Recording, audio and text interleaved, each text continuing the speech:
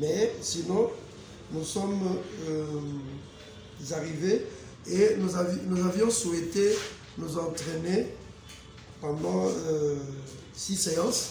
C'est-à-dire, on est arrivé le 21, on avait sollicité de commencer la préparation le 22, le 23 et le 24. Malheureusement, avec tout ce qu'il y avait comme coordination de la part de nos frères sénégalais, on a eu le premier jour une séance, le deuxième jour aussi une séance et le troisième jour également.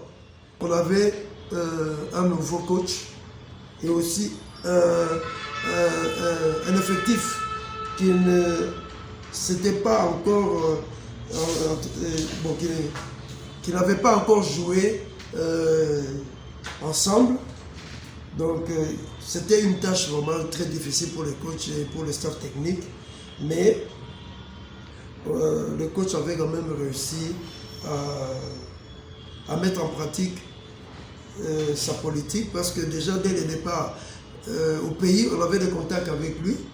On a eu des contacts, on lui avait expliqué les difficultés qu'on avait connues à l'Afrobasket et on lui avait demandé, surtout concernant les systèmes de jeu. Parce que déjà, à l'Afrobasket, on avait des systèmes à plusieurs phases.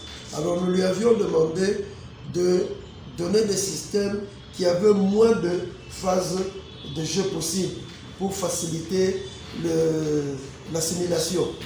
Et il a établi des fiches techniques qu'il avait envoyées aux joueurs à partir du pays.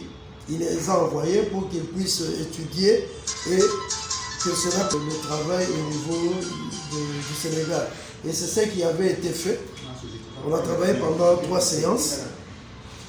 Et déjà au premier match, on a eu la victoire. Le deuxième match également. Le troisième match, on l'a perdu. Mais ce que nous avons pu constater, c'est que les joueurs qui venaient du banc n'ont pas apporté le soulagement qu'on attendait d'eux pour essayer de faciliter la rotation des majeurs. On avait 6 à 7 majeurs. Donc les joueurs de banc n'ont pas pu apporter ce soulagement. C'est ce qui a fait que au dernier jour, l'effectif avec lequel nous jouions comme majeurs s'était fatigué. Il s'était fatigué à tel point que le meneur de jeu n'a pas su donner le rendement qu'il avait donné dans les premiers matchs. Alors, en conséquence, nous avons souhaité renforcer 3 compartiments, c'est-à-dire au niveau des postes, nous étions dominés dans le duel du rebond. Et vous savez que quand vous gagnez la bataille du rebond, vous assurez la victoire. Mais on était vraiment dominés. Donc pour cela, nous devons chercher à joindre à Jordan un autre 5, mais qui soit quand même combatif dans le rebond.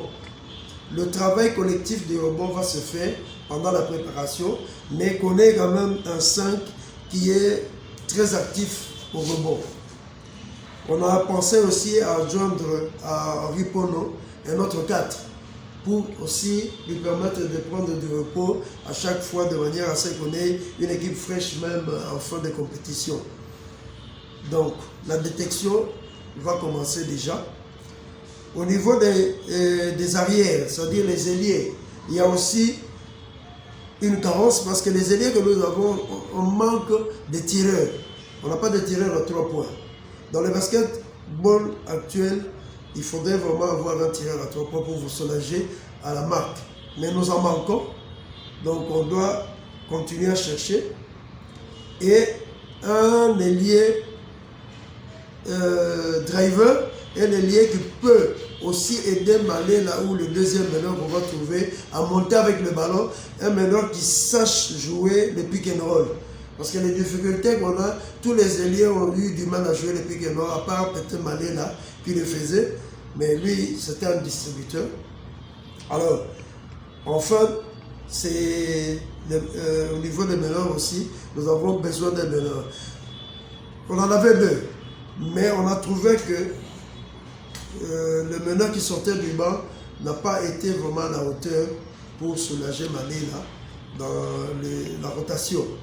Donc nous sommes à la recherche d'un autre meneur qui pourra soulager. Nous avons tenu une réunion à la fin de...